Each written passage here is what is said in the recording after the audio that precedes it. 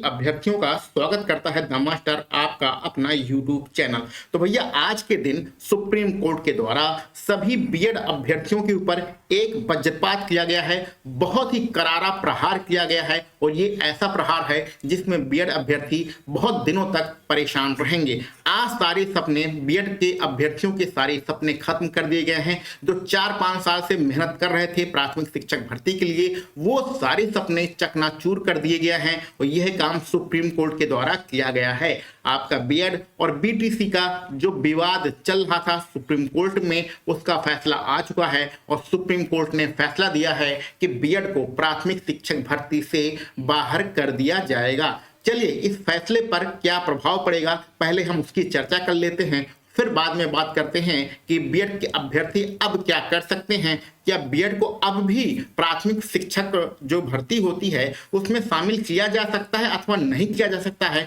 इस पर हम लोग बाद में बात करेंगे। पहले इस जो हमारा आदेश आया है इस पर हम लोग बात कर लेते हैं।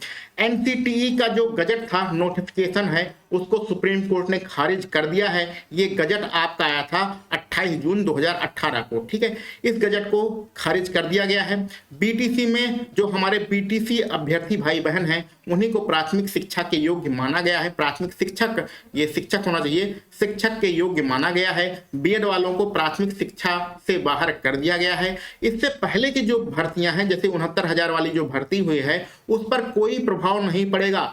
सोशल मीडिया पर ये चर्चाएं चल रही हैं कि 69,000 शिक्षक भर्ती से बीएड वालों को बाहर कर दिया जाएगा। भैया ऐसा कुछ होने वाला नहीं है। जो पूर्व की भर्तियां हैं उस पर कोई प्रभाव नहीं पड़ेगा। ये जो फैसला है सुप्रीम कोर्ट का, ये राजस्थान हाई कोर्ट का जो फैसला है उसी को सही ठहराया गया है, उसमें कोई भी संशोधन नहीं किया गया है। तो आज का दिन बीएड के अभ्यर्थियों के लिए बहुत ही परेशानी और मुसीबत भरा दिन है। उनके लिए एक अंधकारमय जो भविष्य बना दिया है सुप्रीम कोर्ट के द्वारा, क्योंकि हम ऐसे बहुत सारे अभ्यर्थियों को जानते हैं कि जब आपका 2019 में आपका सुपर टैट आया था, उसके बाद से ही लगातार बहुत सारे अभ्यर्थी तैयारी कर रहे हैं सुपर टैट की और अब तक उत्तर प्रदेश में सुपर टैट की परीक्षा नहीं हुई है।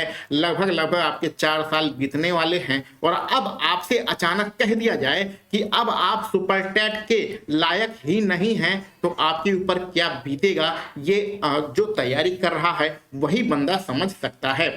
आगे बीएड के स्टूडेंट क्या कर सकते हैं, उनके लिए क्या राहें हैं, इनके लिए इस पर हम लोग चर्चा करते हैं। देखो भैया, राजस्थान सरकार ने क्या किया था कि बीएड वालों को बिना अनुमति के, एनसीटीई की बिना अनुमति के शामिल कर लिया था।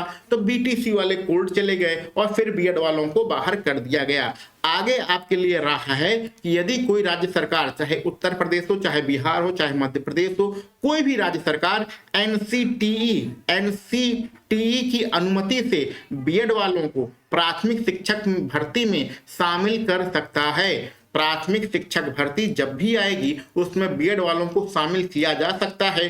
कोई भी राज्य सरकार एनसीटीई से अनुमति लेनी पड़ेगी और अनुमति लेना छोटी मोटी बात नहीं होती है। सारी चीजें उन्हें समझाना पड़ता है कि हम इन कारणों से बीएड वालों को इस भर्ती में शामिल कर रहे हैं। अभी तक अनुमति लेने की जरूरत नहीं पड़ती थी। जो हमारा 69,000 वाली शिक्षक भर्ती हुई थी उसमें बाकायदा नियम कानून से भर्ती हुई थी, तो उसकी कंडीशन अलग थी। लेकिन अब आपको अगर बीएड में शामिल करना है तो क्या करना पड़ेगा, एनसीटीई से अनुमति लेनी पड़ेगी। वो अनुमति लेना एक बहुत ही बड़ी प्रक्रिया होती है, ठीक है। तो ये आपको स्पेशल अनुमति लेनी पड़ेगी, जिसको हम लोग कहते हैं विशेष अनुमति लेनी पड़ेगी अगर बीएड वालों को प्राथमिक शिक्षक भर्ती में शामिल करना है।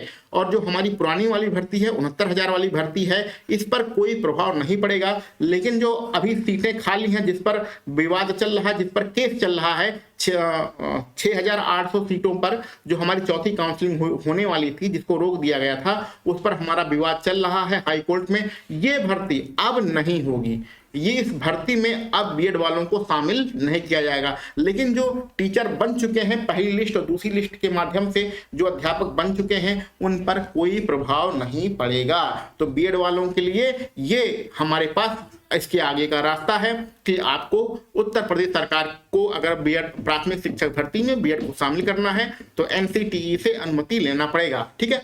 और सबसे बड़ी तो खबर यही है आज की कि बीएड वालों को प्राथमिक शिक्षक भर्ती से बाहर कर दिया गया है। अब प्राथमिक शिक्षक भर्ती में सिर्फ और सिर्फ बीटीसी वाले ही बैठेंगे। तो बहुत ही विवादित ये फैसला है सुप्रीम कोर्ट के द्वारा।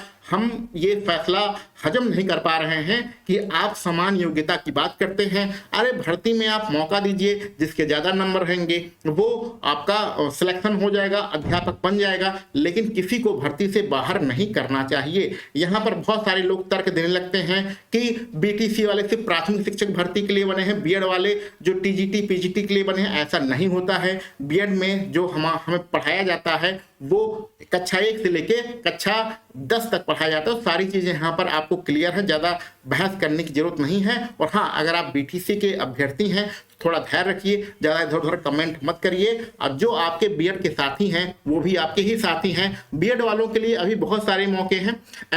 आपके बहुत सारे फॉर्म आते रहते हैं, टीजीटी में आते रहते हैं, इधर उधर के फॉर्म आते रहते हैं। प्राथमिक शिक्षक भर्ती अभी वर्तमान समय में आपके लिए बंद कर दिया गया है, लेकिन राज्य सरकार अगर चाहे तो आपको इसमें शामिल कर सकता है।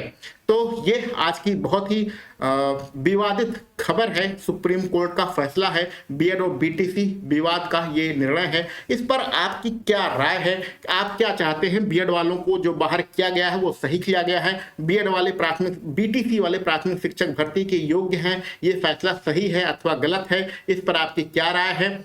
और बीएड वालों को आगे क्या करना चाहिए, क्या नहीं करना चाहिए? जो भी आपका राय हो कमेंट बॉक्स में जरूर लिखिएगा। इसी बड़ी खबर के साथ चले मिलते हैं हम लोग अगले किसी वीडियो लेक्चर में। आप सभी लोगों को वीडियो देखने के लिए बहुत बहुत धन्यवाद।